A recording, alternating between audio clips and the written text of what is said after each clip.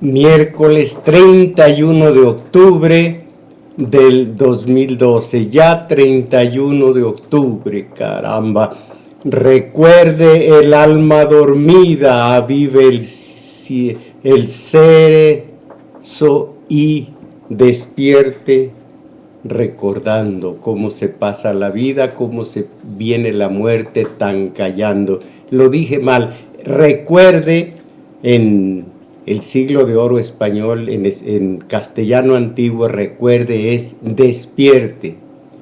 Recuerde el alma dormida, avive el seso y despierte, contemplando cómo se pasa la vida, cómo se viene la muerte, tan callando.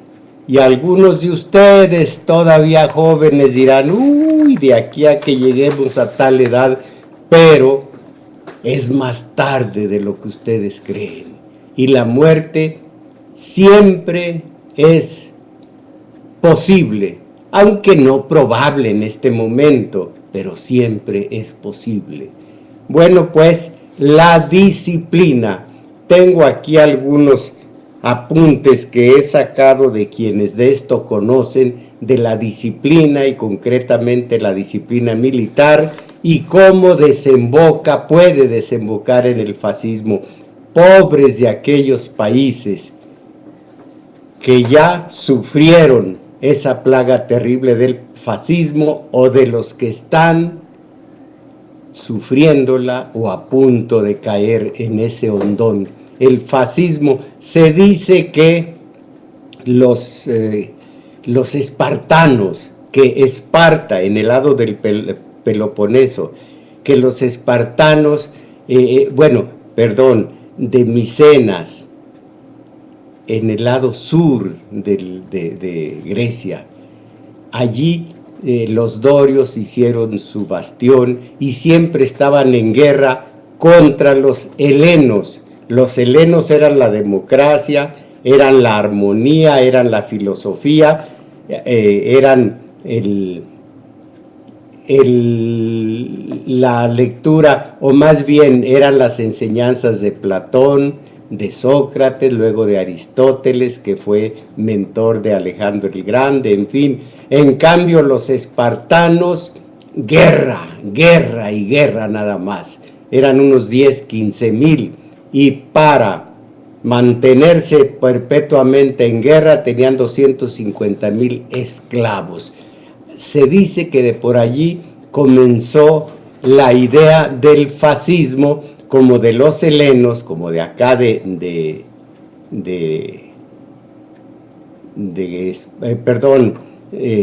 la capital de Grecia, vino la semilla de la democracia.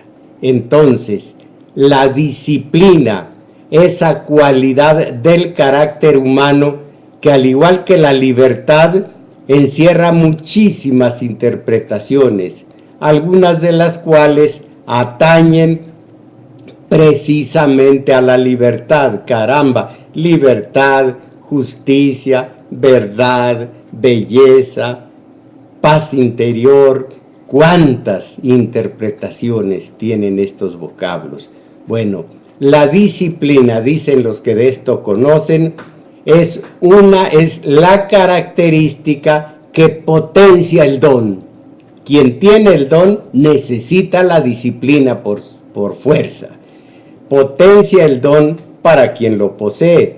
Y de alguna manera esta misma disciplina suple para quien no lo tiene, de modo tal que no haya una gran disparidad entre el que nace con aquello y el que nace sin él.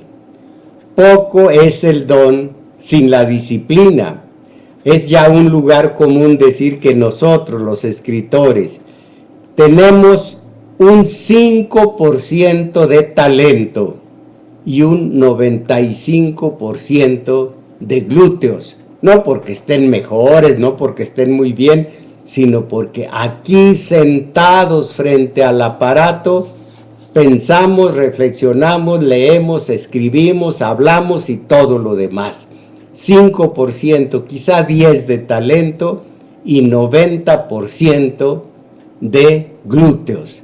Vulgo, quiero decir, glúteos, qué vulgaridad, habla bien, nalgas. Y eso también se dice de algún artista de cine, 10% de talento y el resto glúteos.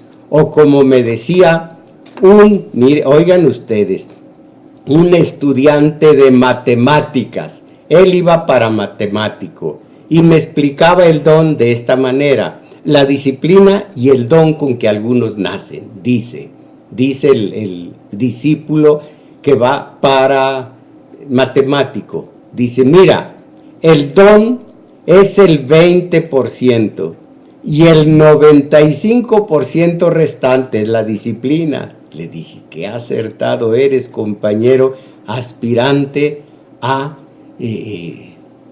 matemático. Bueno, la disciplina como rasgo distintivo del carácter es indispensable para todos nosotros. Tener talento, dones, cualidades, no, eso no es suficiente.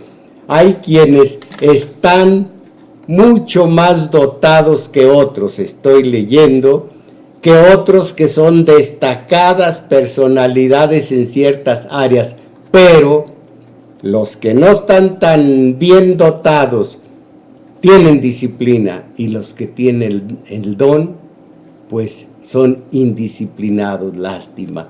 ¿Cómo carambas gente con menos talento llega a encumbrarse por encima de otros, de otra gente que sí tiene grandes capacidades en esas áreas en las que aquellos tienen más resultados que el indisciplinado? Caramba.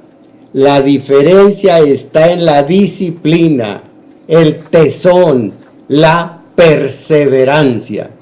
Yo tengo una Mayahuel tan hermosa que en ratos creo que lo hace a propósito, estupendamente dotada para la ficción, tiene unos relatos de primera, y créanme que para nada soy padre cuervo ni me importa alabar a nadie, pero tiene mucho talento. Pues sí, pero prefiere a hablar de democracia, que es su fuerte, licenciada en teoría política y está cerca del Senado con un cargo en esa parte del poder legislativo. Lástima, porque me hubiera gustado que siguiera su carrera de escritora, de fabulista, pero cada quien, pobre de mí, pobre sería yo si intentara meterme en lo que no debo, como es la preferencia de mi hija. Oigan música antigua, no les digo el autor porque es anónimo.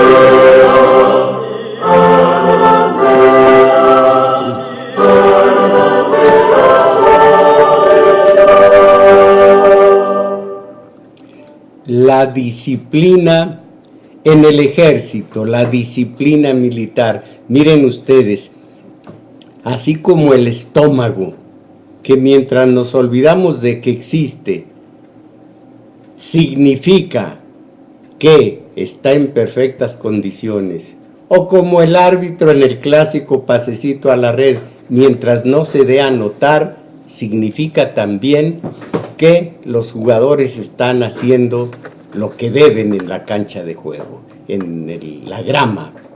Así también el ejército, mientras no se da a notar, mientras no se vuelve protagonista, mientras no llega a las calles de la ciudad, de cualquier ciudad, eso significa que el país es armónico, que está en paz, que hay orden social, que hay gobierno, que hay tres poderes funcionando y que la sociedad civil, que las masas sociales están trabajando en paz y armonía.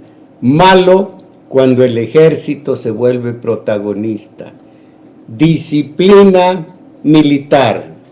La fuerza del ejército no reside solo en el armamento y la táctica, sino también, Leo, en la disciplina.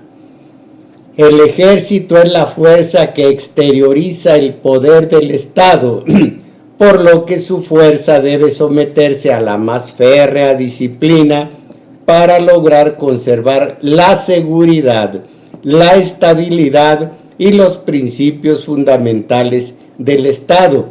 Un Estado que de esta manera cumple con su misión primordial, con su tarea efectiva de brindar seguridad a la población y vigilar también la seguridad del territorio. Pero tal demostración de fuerza y disciplina debería ser un llamado de alerta para hacernos reaccionar a tiempo. La historia ha demostrado aquí en México y en todos los países en los cuales ha triunfado el miedo que provoca el propio Estado. Bueno, ha demostrado la historia, digo, que una decisión electoral, por ejemplo, no debe responder a las circunstancias del momento, sino a programas de mayor trascendencia para el futuro de la nación, porque casi siempre los candidatos al gobierno del país dicen: voy a garantizar la seguridad del Estado, y hablan de mano firme, no mano dura, pero sí mano firme, y ese miedo es el propio Estado el que lo provoca para después oprimir y en su caso reprimir sin costo político. Ustedes saben que aquí en el vecino del norte metió miedo a los norteamericanos con las armas de destrucción masiva que tenía Saddam Hussein, que era de hecho un aliado de Estados Unidos. Cuando la guerra del Ayatollah Khomeini allá en Irán contra Estados Unidos, Irak y concretamente Saddam Hussein estuvo de parte de Estados Unidos, pero el Pentágono, y dando la cara por el Pentágono, Bush hijo, primero fue Bush padre, Bush hijo y luego sería Bush Espíritu Santo, tenía que invadir Irak con la tormenta del desierto, con la madre de todas las batallas, sin costo político para los norteamericanos. ¿Qué hizo entonces? Metió miedo, Saddam es el diablo, y Bin Laden es el diablo, y los terroristas. Un momento, el terrorista de Estado eres tú, ellos nada más son contestatarios, o como dice Chomsky, son al pormenor, terroristas al pormenor. El Estado es el terrorista al por mayor, el Estado de Estados Unidos, el invasor. Entonces, pero en los aturdidos de Estados Unidos le metió el miedo Bush y dijeron: sí, vamos a meter dinerito y vamos a meter sangre de nuestros chicos marines, y que se vayan a liberar Irak. Caramba, se necesita de veras. ¿Qué se necesita? Implantar en una sociedad el dogma, y entonces se les puede decir las mentiras mayores, y con el dogma lo cree cualquier sociedad. Eso en Estados Unidos. En México, el sistema de poder creó miedo desde el 10 de diciembre del 2006 metió miedo en las masas sociales. Y ya que metió el miedo de que los narcos y de que todo ello existía, y por un lado estaban los narcos y sus negocios, por otro lado estábamos nosotros tranquilos en una vida de todos los días. Pero llegó el 10 de diciembre del 2006 y de pronto que estalla una guerra particular en la que el Senado, la Diputación no tuvieron parte, ni siquiera fueron avisados, y que entra la guerra y que se involucra la sociedad civil, las masas sociales, y que viene el daño colateral, y que ahí están las familias disgregadas, y que se pierde el marido, se pierde el padre, se pierden los hijos, la madre, los chamacos, los estudiantes, y que los desaparecidos son miles, y que caseríos enteros se quedan en calidad de pueblos fantasmas por el miedo, dicen, al narcotráfico. La historia tiene un ritmo, la historia tiene una forma de avance que no va a trancos, que no va a brincos, excepto con las revoluciones, excepto con las guerras, excepto con una eclosión social o de alguna otra naturaleza. Aquí al que ya va de salida se le pasó la mano con el miedo que quería provocar en las masas para que no fuera costo ninguno que aventar el ejército, y cuando el ejército solo no pudo, aventó la Marina Armada, y la gente en un principio, sí tiene que ser, pero empezó a ver el caidero, como se decía con las películas de César B. DeMille, pum pum y el caidero. Empezó la cosecha de cadáveres y el territorio patrio se convirtió en un panteón, en un cementerio, en un camposanto de víctimas. Y entonces sí, empezó a decir, bueno, ¿y por qué? Si estábamos en paz, y si la historia no se escribe a trancos, que venía de tiempo atrás, piensen en Salinas, en Zedillo, en Fox, estaban luchando contra el narco, pero de una manera racional. En cuanto la seguridad pública está asegurada y la gente trabaja y vive y sueña y sufre y tiene un futuro, lo demás es lo de menos. Y ahora, piensen nada más en la frontera, cuántos se fueron a los pueblos vecinos de Estados Unidos, porque aquí era un horror. Había ¿cómo se llamaba? Decón, creo que se apellidaba, alcalde de un pueblo fronterizo, alcalde del pueblo mexicano, pero viviendo en Estados Unidos. El cuscús es grande. Entonces, allí tienen ustedes el resultado del horror. Les repito, lentamente va avanzando la historia. Y así iba, por un lado el narcotráfico, por otro lado la sociedad civil, las masas. Ahora el narcotráfico ha aumentado, el consumo de la droga ha aumentado y la gente espantada, terrible. Viene un priista, yo detesto el PRI como detesto todos los 7 partidos políticos en ejercicio, yo no creo en ellos, pero caramba, estaría dispuesto a apostar a que el próximo, venga de donde venga, según esto viene del revolucionario INS, no puede ser un carnicero más.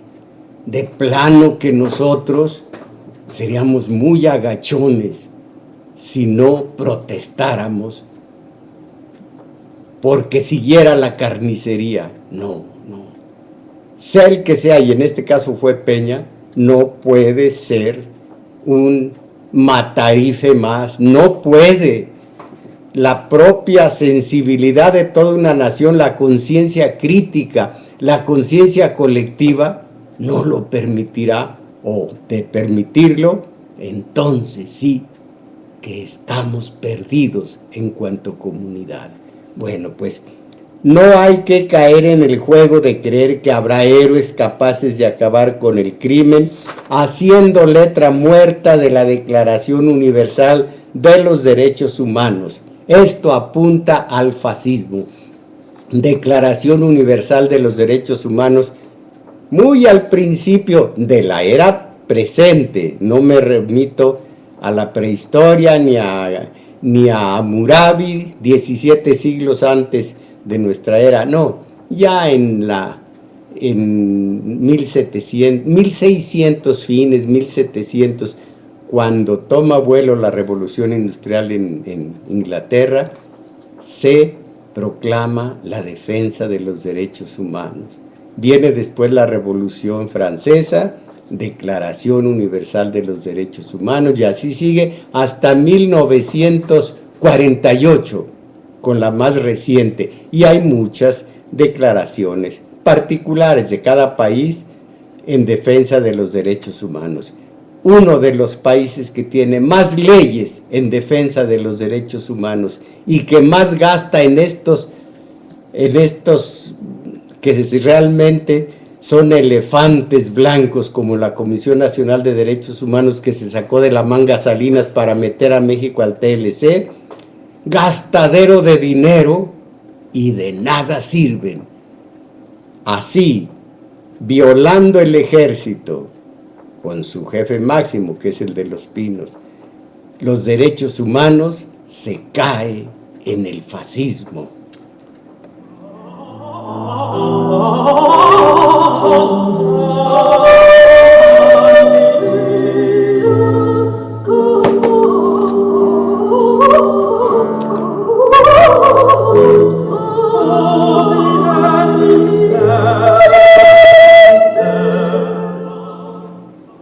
Bueno, se cae en el fascismo, y ahora vamos a ver lo que es fascismo. Leo de un escritor, de un analista sobre este tema, el fascismo.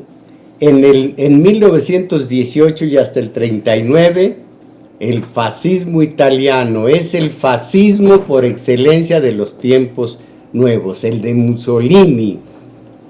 Su proyecto político del fascismo consiste en instaurar un corporativismo estatal totalitario. ¿Qué es un corporativismo estatal totalitario? Congregar a obreros, a campesinos y a sectores populares en organizaciones manejadas por el Estado.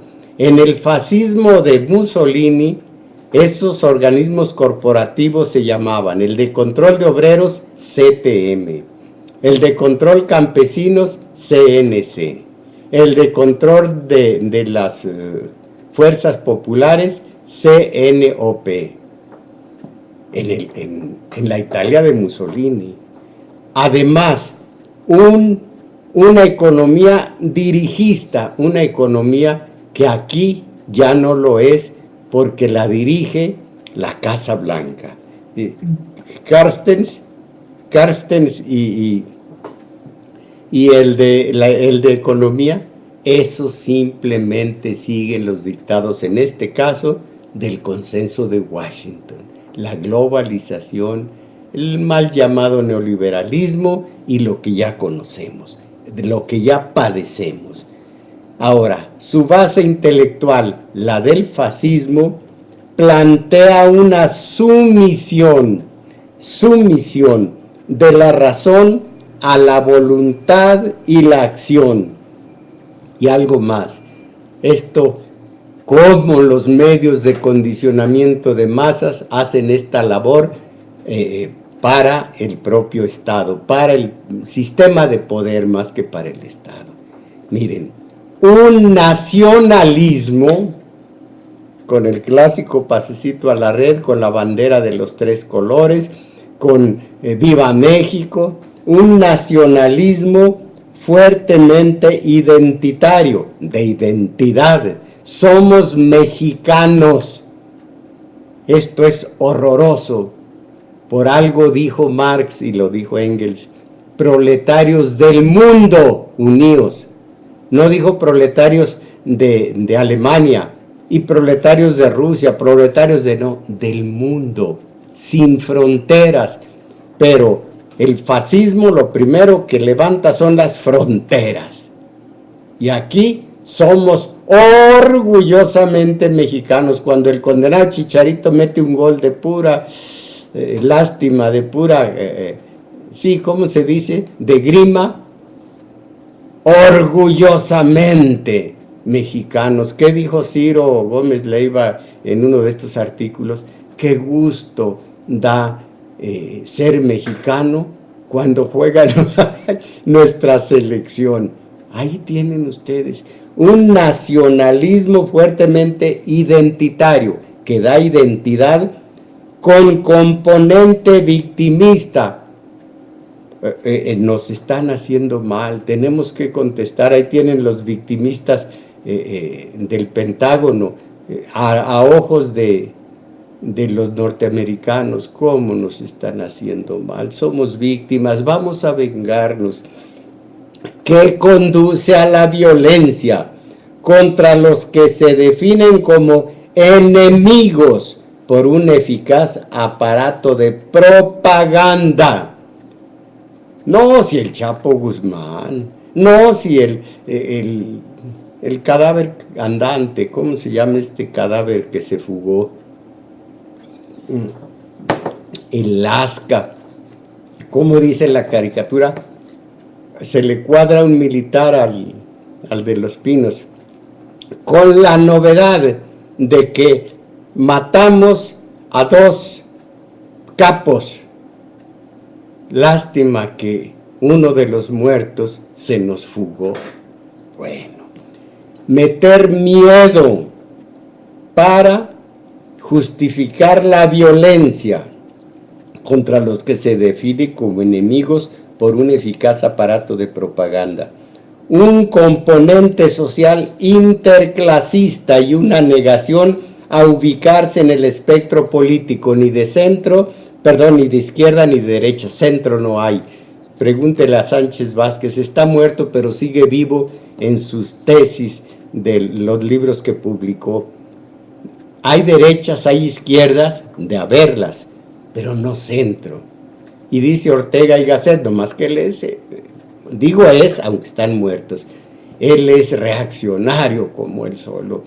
Dice, hombres estúpidos, los que diciéndose de ideología de derecha o ideología de izquierda, se mutilan, quedan hemipléjicos, son hemipléjicos, su derecha viva, pero su izquierda congelada, su izquierda engarrotada, o viceversa, la izquierda muy viva, pero la izquierda paralizada. Ahora, si es nueva izquierda, esa es logrera, dialoguista, oportunista, migajera y cultora de la derrota de su partido para salir gananciosos. A los Graco Ramírez, en fin. Entonces, el fascismo de Mussolini en la Italia del 22, el de Hitler en el 33, el de Franco en la España del 36 al 75. El fascismo italiano es un totalitarismo centrado en el Estado. Fíjense en esto, el pueblo es el cuerpo del Estado y el Estado es el espíritu del pueblo. En la doctrina fascista, el pueblo es el Estado y el Estado es el pueblo. Todo en el Estado, nada contra el Estado, nada fuera del Estado.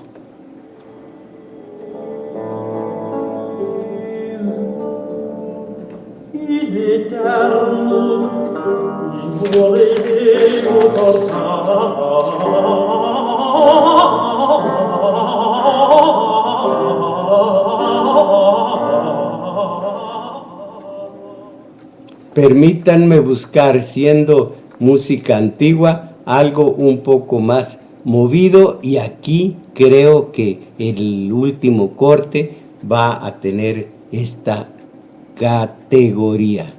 Bueno, a ver, vamos a ver si es allí.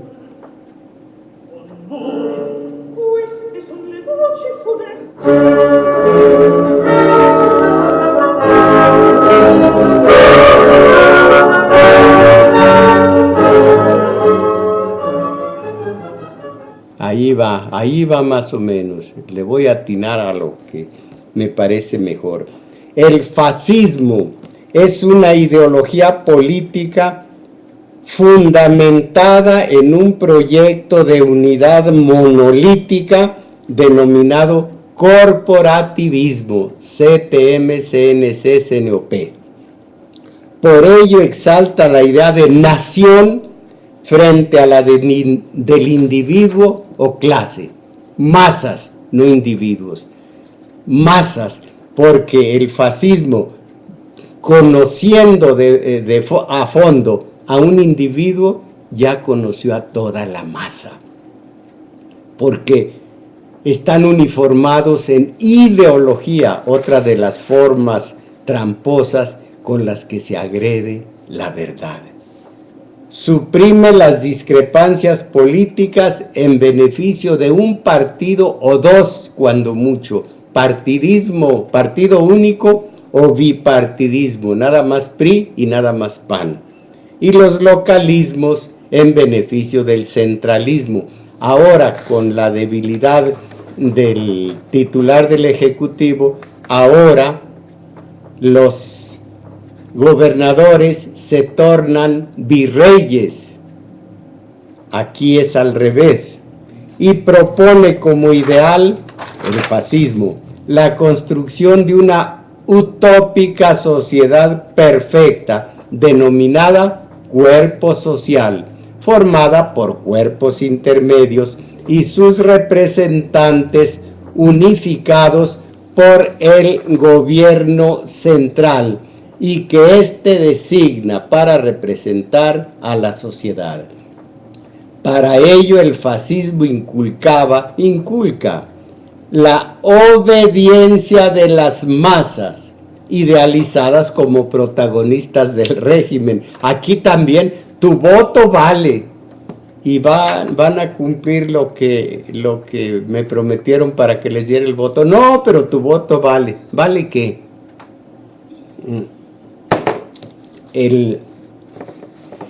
El candidato que llegue con tu voto va a mandar sin obedecer, y tú vas a seguir obedeciendo sin mandar para nada.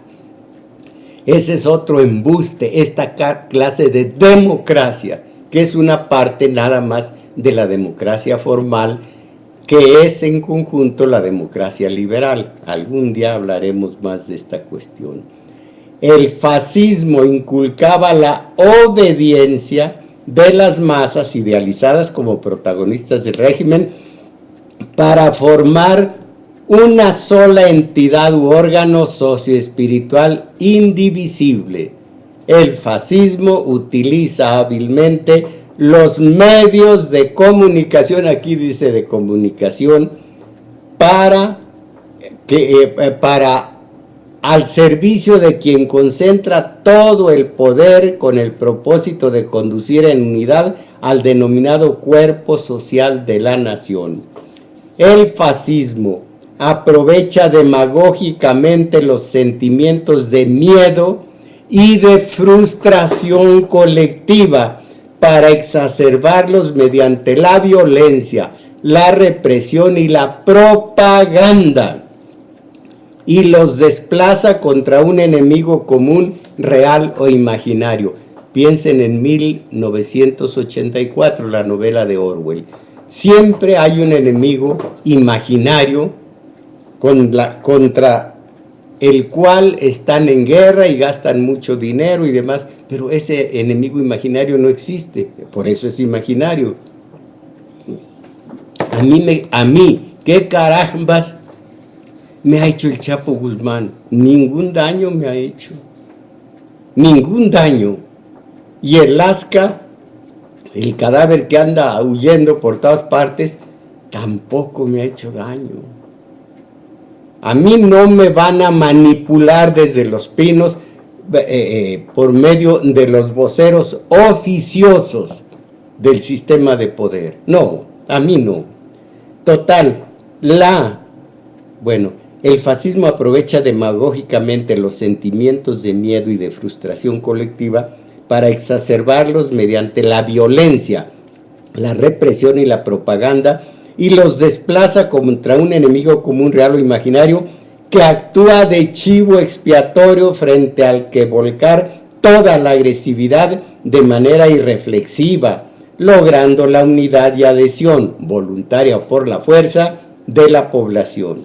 Ejemplo, como les digo, 1984 de Orwell, el gran hermano.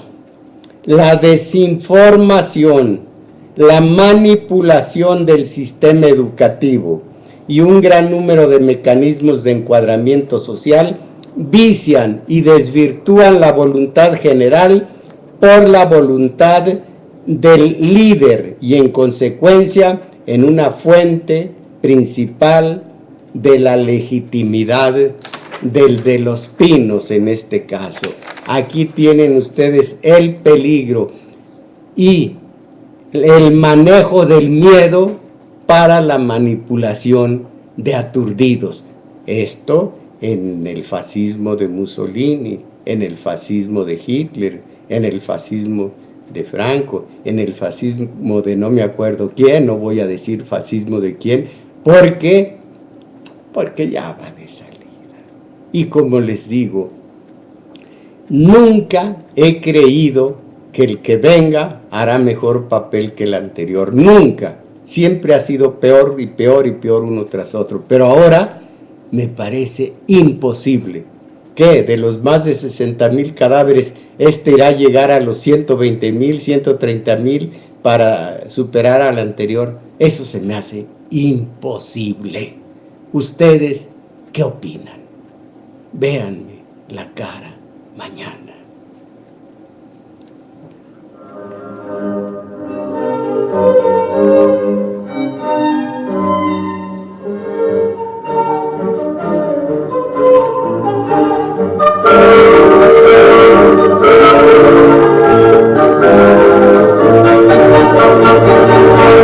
Mi sento languire, morire mi sento, e io tormento crescendo già va, e io tormento crescendo già va. O stelle spiettate, fieri astri chianni, per te.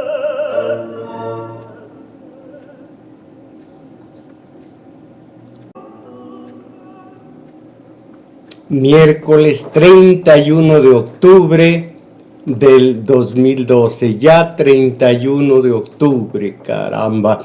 Recuerde el alma dormida, avive el cerezo y despierte, recordando cómo se pasa la vida, cómo se viene la muerte tan callando. Lo dije mal, recuerde en el siglo de oro español, en castellano antiguo, recuerde es despierte. Recuerde el alma dormida, avive el seso y despierte, contemplando cómo se pasa la vida horrible del fascismo o de los que están sufriéndola o a punto de caer en ese hondón. El fascismo, se dice que los espartanos, que Esparta en el lado del Peloponeso, que los espartanos, de Micenas, en el lado sur de Grecia. Allí los dorios hicieron su bastión y siempre estaban en guerra contra los helenos. Los helenos eran la democracia, eran la armonía, eran la filosofía, eran la lectura, o más bien eran las enseñanzas de Platón, de Sócrates, luego de Aristóteles, que fue mentor de Alejandro el Grande, en fin. En cambio, los espartanos, guerra, guerra y guerra nada más. Eran unos 10, 15 mil, y para mantenerse perpetuamente en guerra tenían 250,000 esclavos. Se dice que de por allí comenzó la idea del fascismo, como de los helenos, como de acá de